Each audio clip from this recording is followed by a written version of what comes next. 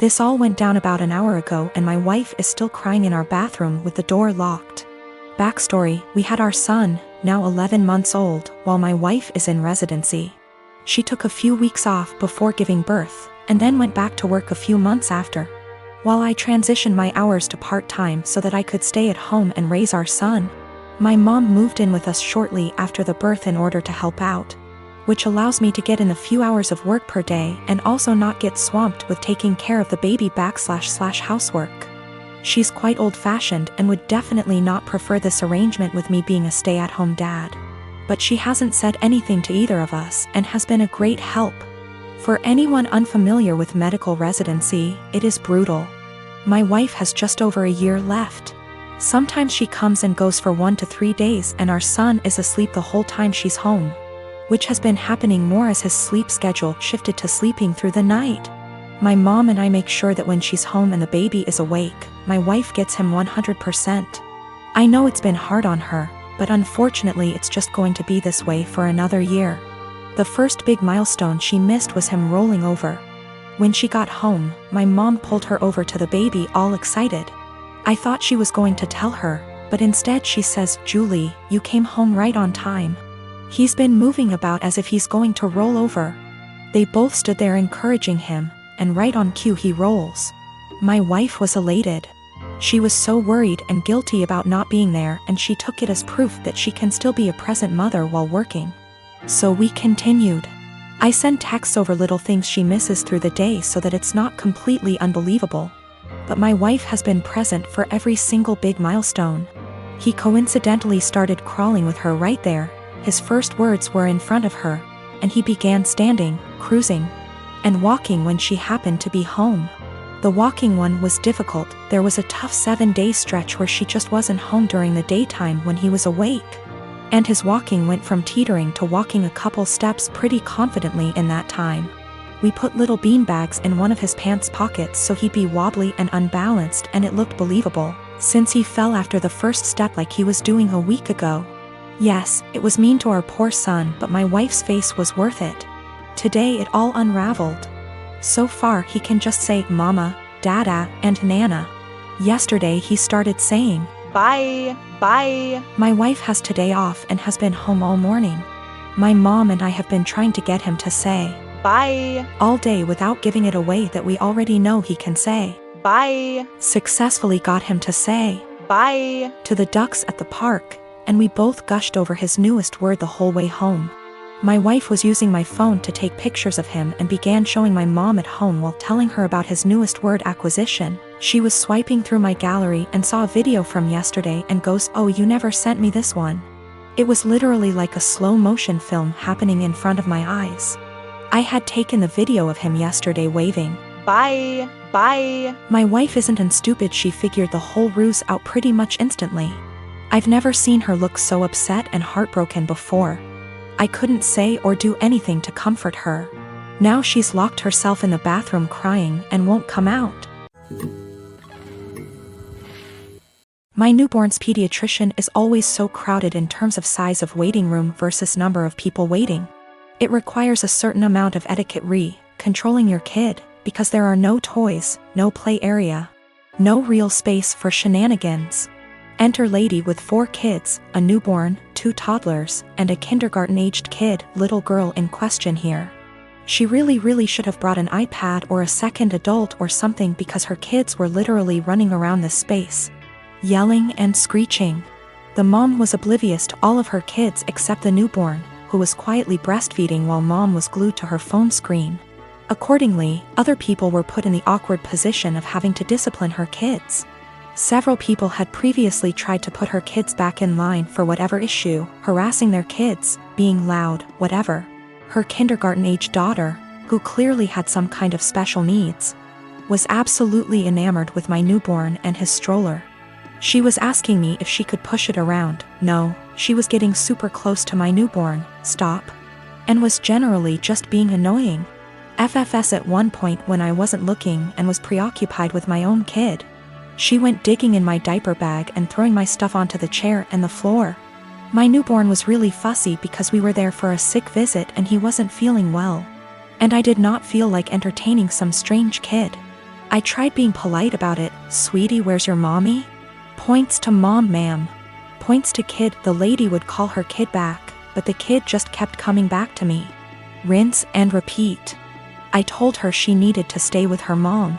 Little punk says I don't wanna and keeps trying to touch my son, my stroller, our stuff. Finally, I'm trying to fix a bottle of formula while holding a screaming baby and listening to this little girl like a broken record. Why is your baby crying? Why is your baby crying? Make him stop. I don't like that, and her annoying self knocks my bottle of formula off the table and into my stroller. So now I'm out formula, kid still screaming, and I have a huge mess that I don't have a great way to clean up. I'm at my wit's end. I raise my voice at this kid. Look what you did. I am not your babysitter. You are bothering me. Get out of my face. People looked at me like I was the biggest on earth. A lady speaking Spanish actually did call me a. The little girl starts crying. I'm not apologizing. The mom confronts me. I tell her she should have been watching her kid, and that's the hill I'm prepared to die on. I have looked up career possibilities as a moving military girlfriend, maybe someday wife. My boyfriend really wants me to go with him, but I don't know if it's the best thing for me, career-wise. Currently, I'm in school, going for my bachelor's degree. I only have 2 years left, and after that, I plan on getting into law school. He's in the Air Force, stationed in Texas, which he's been here for about 3 years now. We have been together for 1.5. Knowing that he's going overseas, it's possible he'll be stationed in different countries for a few years. What's holding me back is my career. Law school isn't meant to be jumping around from country to country without knowing where you'll land permanently due to the bar exam. Also, we aren't married, and I don't know if I should risk my career, which I've been very committed to being a lawyer. For a future that's a bit warped. I did see that I can become a programmer and it'll be versatile, but that's not what I truly want to do. Sure, Hawaii seems amazing, but more of a 3-year-long vacation with a questionable future. We both agreed that long distance wouldn't work since I would be all the way in Texas. Is it bad that I want to go but don't want to risk it all just to be put in a bad situation of misery? Also, if I do go, I'd have to transfer schools and go to school in Hawaii. That's already a very high tuition that has to be paid by FAFSA and student loans. Quite frankly, I'm also afraid that I won't be able to sustain myself separately from my boyfriend's income. I like to feel independent and know that I can fend for myself. Maybe that's a pride issue? I don't know, but I do know it's a high standard of living. That also adds to the jumble of thoughts. I will also admit, I am fairly close to my parents. In my Hispanic household, we have always been very united. I currently work with them in their small business because it benefits the both of us. I can go to school with a flexible schedule and still make good income, and they have a stable employee. That's something my boyfriend never really knew growing up. He's a Kansas boy, from a small town, with parents who split up when he was little. I feel like he doesn't understand how hard it'll hit my parents and I, being far away for 3 years. It also bothers them a bit that I'm not married but willing to leave not knowing what'll happen in the relationship. I am 22 female, and I work full-time at a local steakhouse-style restaurant. There's a policy with the employees regarding free food based on the length of your shift, and the other day I was working a double, which meant I got 2 free meals, one at the end of my first shift and one at the end of my second. There are a few things we as employees can't pick for our free meals due to costs, but we still have access to nearly the entire menu. Another part of this policy is that if we pick something, and one of the ingredients required is almost gone, we're allowed to keep our pick and tell the customer that we're sold out of that particular item. This applies to all sides, salads, soups, etc. Usually though, if we say we're out, we really did run out regardless of employee meal picks. Anyways, on the day that I worked my double, we were about 2 hours out from closing and I sat a couple who were on a first date. Just assuming by some things they said, plus he name-dropped a popular dating app. When they were ready to order their meals, the girl just so happened to ask for sirloin. But that was the cut I chose for my second meal and we were down to our last one.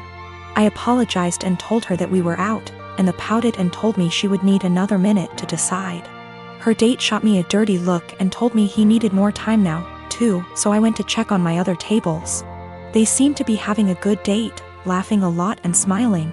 But they were immediately quiet and standoffish every time I checked on them, and interrupted me with, "Just the check, please," while I was asking if they'd like any dessert.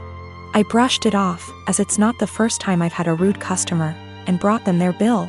He wrote a big 0 on the tip line and a little note that read, "Thanks for ruining my date. Hope your night sucks too." I told my coworkers during closing, who all agreed the guy was being an ass. But when I called up my dad the next day and the topic of work and those particular customers came up, he told me I should have been less selfish and just let the woman have the sirloin and that I should have picked something else.